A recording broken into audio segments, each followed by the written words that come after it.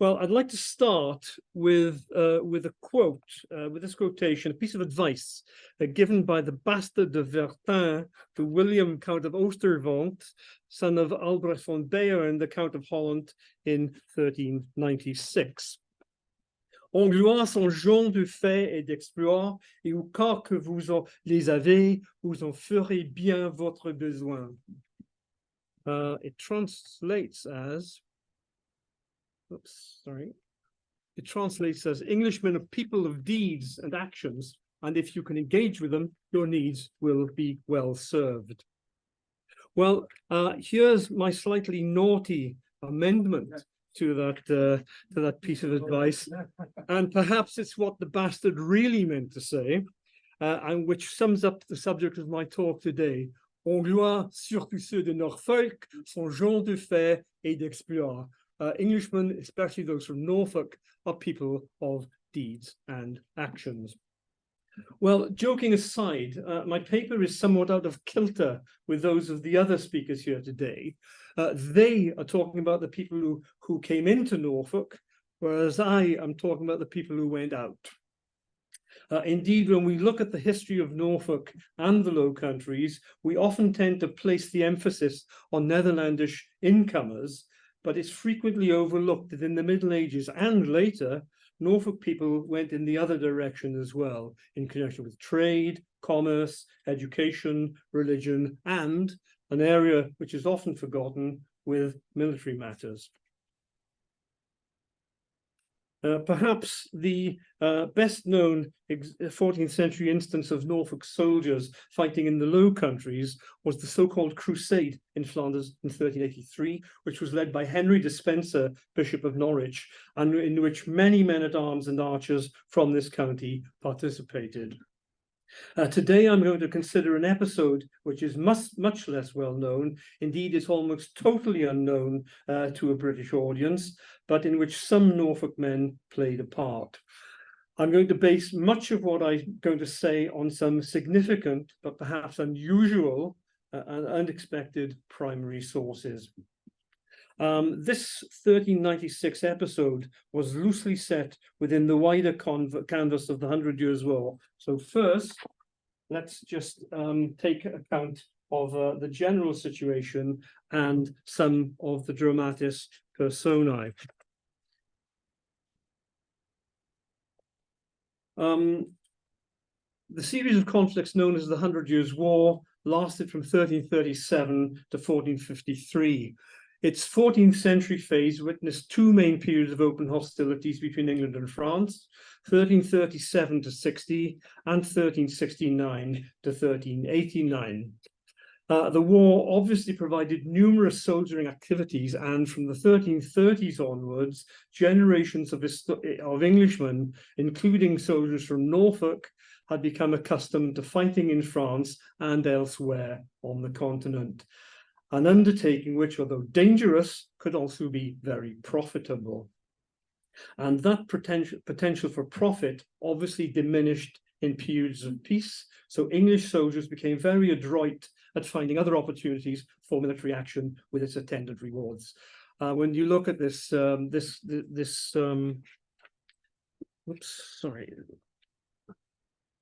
at this this graph here, we can see that, oh, sorry, I have to use this, don't I?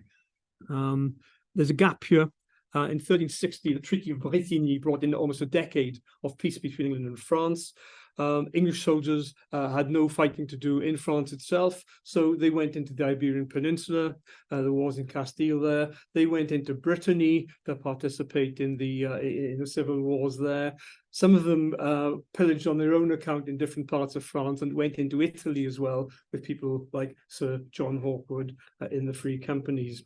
The other period of peace, is that showing up? Yes, it is. The other period of peace, in 1389, the Truce of Leu-Langhem was executed between the English and the French for 3 years, but it was negotiated by a series of negotiations. It continued until 1402. So the whole of the 1390s was a period of peace between England and France, and English soldiers again were looking for somewhere else to find employment. They did so by going to the Baltic. They fought in crusades in Hungary and in the eastern parts of the Mediterranean. Coming closer to home, however, events in the Low Countries in the 1390s provided an opportunity for some English soldiers to ply their trade there. And possibly, and as we shall see, among their ranks were several knights and possibly some archers from Norfolk who fought in the army of Albert of Bavaria, Albrecht von Beyer, Count of Holland, who's this chap here. Now, Albert also held the title of Duke of Bavaria Straubing, which provided him with ancestral lands in the southern part of Germany in Bavaria. He also styled himself as Count of Holland, Friesland, and Hainaut, Holland, Zeeland, and Hainaut, and Lord of Friesland, thus holding these extensive lands marked in yellow on the map. And looking here, we can see we have Holland at the top, Zeeland to the south of that, and then down slightly detached in this area here, we have Hainaut or Henegouwen as it appears on this map. As Count of Hainaut, it's interesting to note that he had connections with the English royal household because his aunt Philippa of Hainaut in 1328 had married Edward III, thus making Richard II his first cousin once removed. Sorry, I'm dropping everything here. This is not very easy.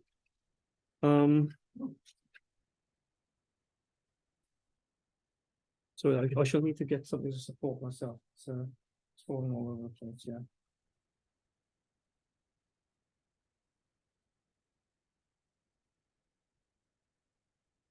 Oh.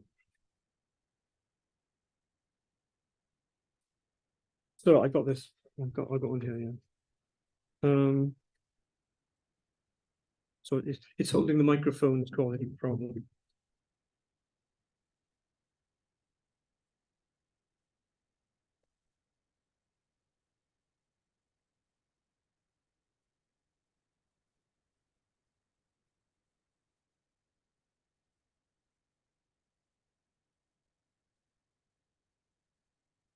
So to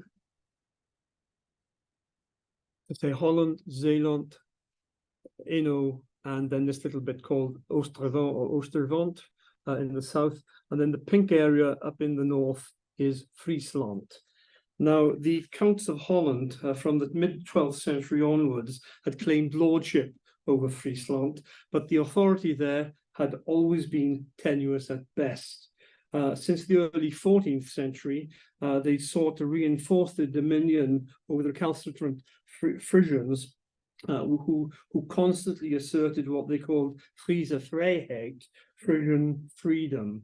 And that meant that the counts had very little success in subduing the Frisians, which resulted in a series of frustrated negotiations, periods of extended truce, and no real success. So with a truce due to expire in August 1396, Albert of Bavaria decided to make a concerted effort to assert his authority over Friesland.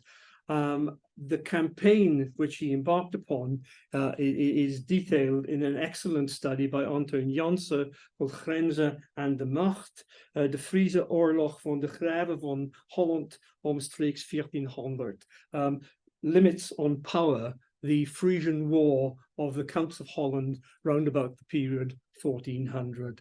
It's an excellent work. Unfortunately, it's in Dutch, but it's a book I think is worth learning Dutch in order to read it because it is a superb account. So that's the book to look for the background of the campaign. I will say something about it, but before I do, let's just take a look at a modern map showing some of the places that I'm going to mention. You can see on here Friesland at the top, Counre, marked with that little red dot, that little red spiky thing. Urk, which oops, very well here. Urk, which is actually on the coast, and then Medemblik and Enkhuizen in North Holland itself. Now, since the modern reclamation of the Zuiderzee to make the IJsselmeer from the 1930s onwards, the geography of this area in the 14th century is very different. You can see that Kaunra, which was 18 kilometers inland today, is now on the coast of the Zuiderzee. Urk, which was on the coast of the IJsselmeer, is now an island on the Zuiderzee. So there's been quite a change in the topography of this area since the 14th century. Now, in the lead up to the expiry of the truce between him and the Frisians, Albert spent the early months of 1396 preparing for a naval campaign against them. And in July, from this castle here in Medemblik, he issued orders to all the ports, including Gouda, Haarlem, and Schiedam, for the arrest of all cogs and other large vessels, which were to be sent to Enkhuizen on the Zuiderzee to transport his army of around 9,000 men to Friesland.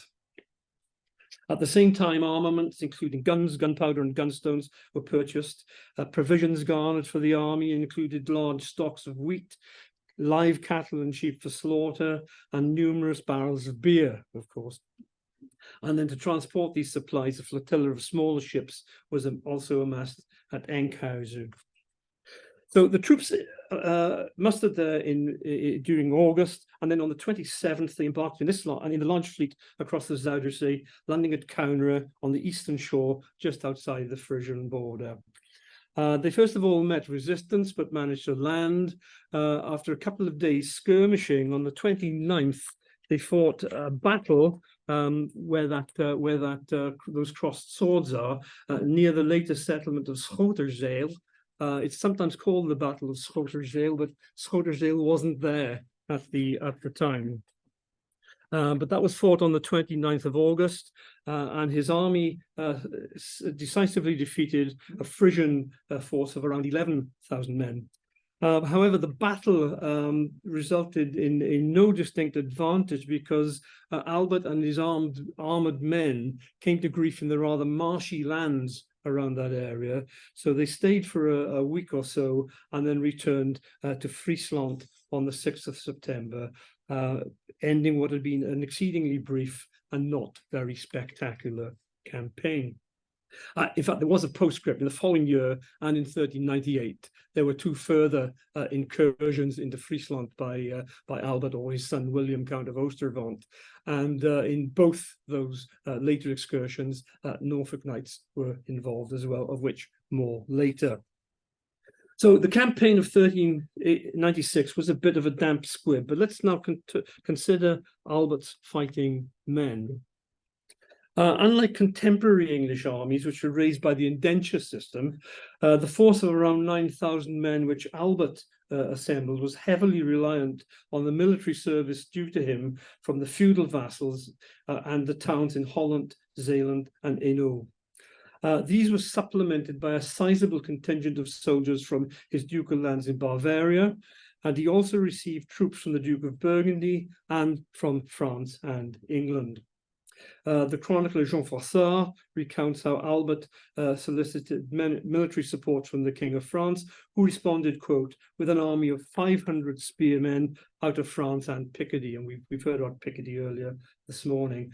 Under the command of Charles d'Albret, who was Constable of France, was later killed fighting against the English at Agincourt in 1415.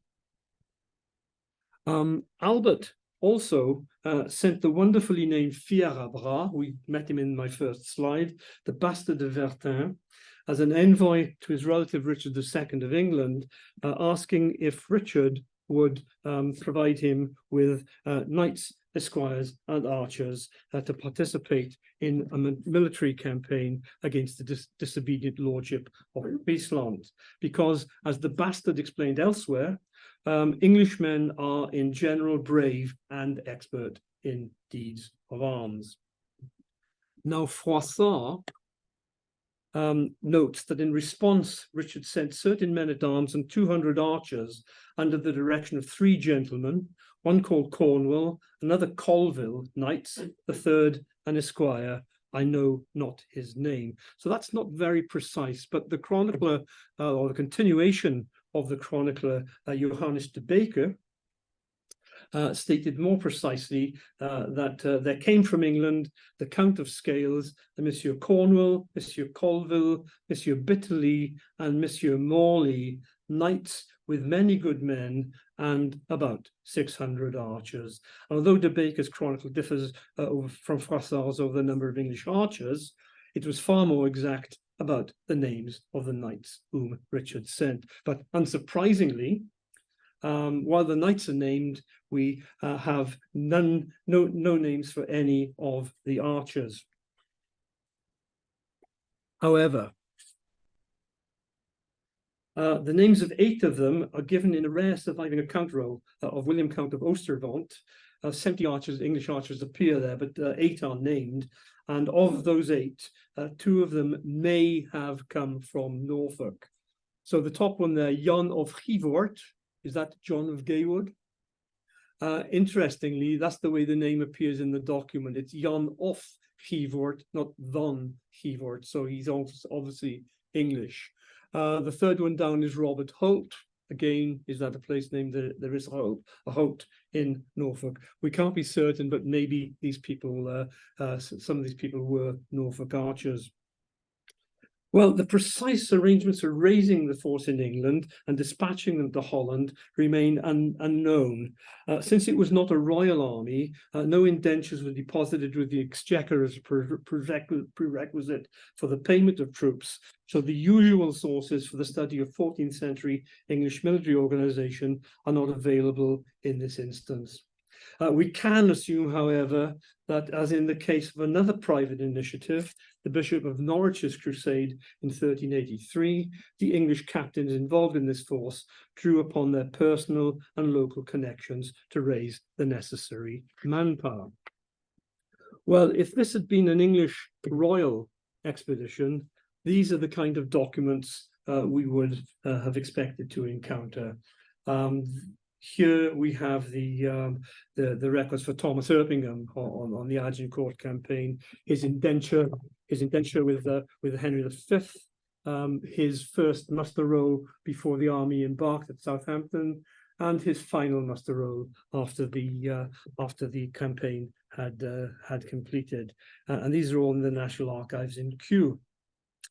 And indeed, records such as these are quite unrivaled in any European country, and they've been put to very good use by historians and the basis of the fantastic database, The Soldier in Late Medieval England, which is well worth having a look at, the basis of many prosopographical studies. Anyway, as this was not a royal initiative, we haven't got the records, and we need to look elsewhere for details of the English soldiers who served. Now, fortunately, there is a primary source which enables us positively to identify the 5 English soldiers mentioned by de Baker. It's a somewhat unexpected source, and this is it. This is the cover of Het Wapenboek Beieren, Byron's Armorial, which is an early 15th century armorial in the Koninklijke Bibliotheek in The Hague, and was compiled around about 1405 by this chap, Beieren Herald, otherwise known as the Claas Henenzoon, the herald to Albert, Count of Holland. Now, starting with these 2 folios, it lists the coats of arms of some 404 men-at-arms of noble and gentle birth who participated in the counter campaign of 1396. Of these, it appears that only about 40% originated from Albert's dominions in the Low Countries, but their numbers were swelled by large contingents from his Bavarian appanages, as well as from France and England. You can see here, you can't actually read it, but here is the introduction to it. These are the Duke's counts and so on who fought in the on the campaign. And then at the bottom, this document was copied many times, usually in French. And here we have qui sont les ducs, les comtes, les vicomtes, les bannerets, les chevaliers qui furent sur le Condre en Frise en l'an de notre Seigneur 1396, or to use a Belgicism, 1396. So this is the earliest French copy, just a few years later, about the 1420s here, and you can see it gives the coats of arms of everybody who was actually serving on the campaign. So let's return to those. Oh, sorry. The other thing is that these are the copies of it which exist, and 3 of them have been digitized and are online, and you can have endless hours of fun looking through these things and getting transported by them as I was. Well, just to return to those English knights then. I've color-coded the ones from Norfolk in red and the ones from Shropshire in blue. And so families named Colville, Morley, and Scales were certainly had connections with Norfolk during the 14th century, although Bitterley and Cornwall didn't, because they were soldiers from Shropshire. There's the sorry, I've gone the wrong way here. Sorry, something's gone wrong here. Well, it's not right. So that's it. Okay. So what we've got here is you can see the sorry, I can't see this on my slide, but these are the arms of Morley. These sorry, I better come across and point. So we have Morley, we have Colville, and we have Cornwall. And then on the we have Scales just down here, and we have Bitterley up in the top right corner, there. Yeah. The eagle-eyed among you may have noticed the red shield with the white underpants and the strategic yellow stain in the crotch. Those are the arms of Jan van Alban, who is a knight from South Holland, and therein lies another story, but unfortunately it's not one for today. So let's move on. So these are the knights. So the Norfolk ones are at the top, the Shropshire ones are at the bottom, and we will now discount those and just consider the Norfolk knights. So starting with Colville. Now, he appears this man appears in the armorial as de Heer van Collendorp, or Sieur de Colville, and the identity to whom Froissart and de Baker refer in their chronicles does need some further investigation. The name Colville is common in quite a few English counties and also in Scotland. And there are 3 likely candidates who could be considered: Sir Thomas Colville of Coxwold in Yorkshire, Sir John Colville of Dale in Yorkshire, and Sir John Colville of Walsoken in Norfolk, and Newton in Cambridgeshire. Now, the armorial fulfills its primary role here because these are the arms of the Colville family of Walsoken in Norfolk, and born by Sir John, who lived from 1365 to 1446. He had quite a long military career.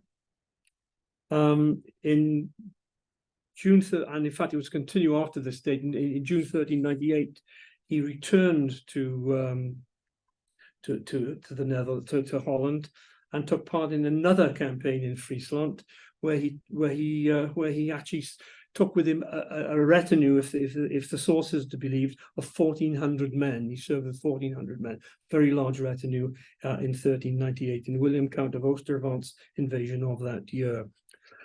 He was described as perhaps the most remarkable member of the family, and may also have been the John Colville, who had been engaged in military service on the Scottish border in 1383 to 5, then in Ireland in 1394 and 99, and what is more certain, that in 1410 he was appointed as the Constable of Wisbech Castle. He served in France under the Duke of Clarence. He took part in the Agincourt campaign. He also was a diplomat serving under the three Lancastrian kings, attending the councils of Pisa in 1409 and Basel in 1433 to 4, as well as participating as an ambassador to many parts of Western Europe. So we know quite a lot about him, and he's quite an important character, and certainly a long military career.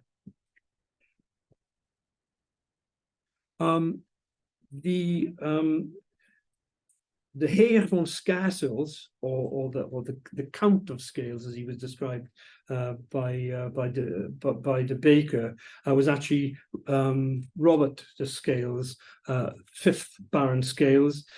These are his arms: 6 Escallop Sergeant 321, Goose 6 Escallop Sergeant 321, and this family were situated in West Norfolk, with their main manor at Middleton.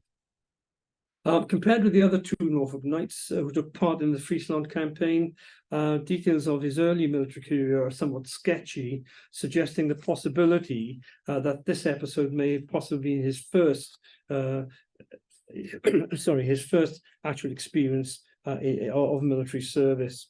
In fact, he'd only come out of wardship a couple of years earlier. He'd been ward to the king since he was 4 years old. But like Sir Walter Bitterly, Sir John Colville, and Sir John Cornwall, he too returned to Friesland in 1398 to participate in William Count of Osservant's campaign against the Frisians.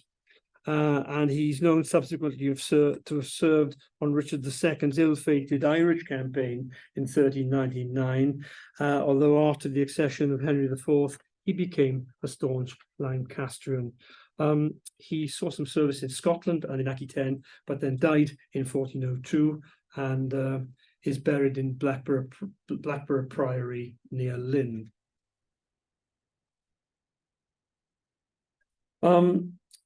Antoine Janse, in his book Grenzen en de Macht, identifies the Heer van Morley as Thomas IV Lord Morley, Knight of the Garter of Hingham and Hockering, Norfolk. And Thomas is a logical choice.